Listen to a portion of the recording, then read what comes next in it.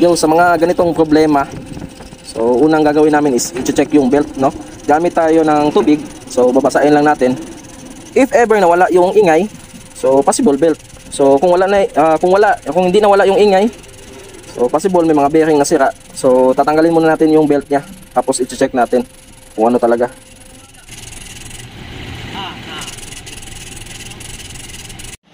So Hilux, no? GD engine. So maingay yung yung squeaking noise na kapag pinapaandar. So check namin yung belt. So parang okay naman ang belt. So inikot-ikot ko yung mga pulley, parang wala, pero duda ako sa alternator pulley. So hindi ko ma-check sa sa loob. So mas maigi na i-pull out namin to.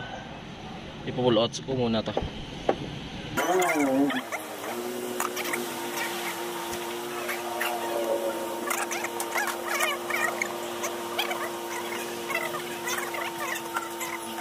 Ganyan po pagtanggal ng alternator, guys.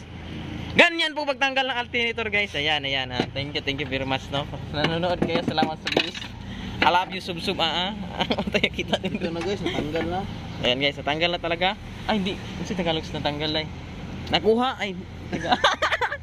Lagnot na lang. Nalagnot, guys, nalagnot. Ayan, guys, alternator yan. Okay na. Pugi. So ito, na-pull out na natin itong alternator natin, no. So ikot-ikutin na natin para makita natin ang makita natin kung sira ba talaga. So gagamit tayo ng flat screw. So tapos ikot-ikutin. So ang design pala nito is one way lang, parang sprocket ng bike.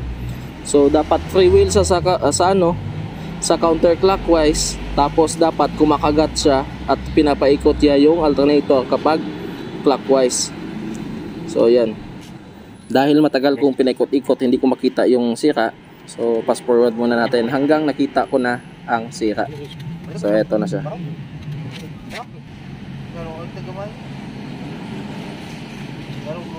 Pansinin niyo, so kanina kapag clockwise sumasama yung alternator, ngayon hindi na siya sumasama, no, nagpe-free wheel na siya. So both sides nagpe-free wheel. So yun, no, clockwise,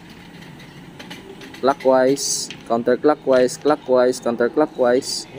So yun. So na-confirm natin na sira talaga tong alternator pulley. So i-impactin natin. So pag impact, tanggal na yan. So after mag-impact, after pagtanggal, so papalitan natin ng bago, no? After makabit yung bago, so assemble. So inassemble na namin yun. Inassemble na namin yung unit. So tapon na yung luma. So ito na ang kinalabasan. Start! Yay!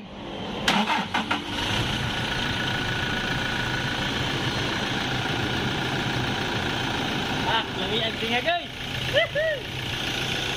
So kung nakaabot ka dito sa part na video na to, so please subscribe and follow our Facebook page at saka sa YouTube. So salamat!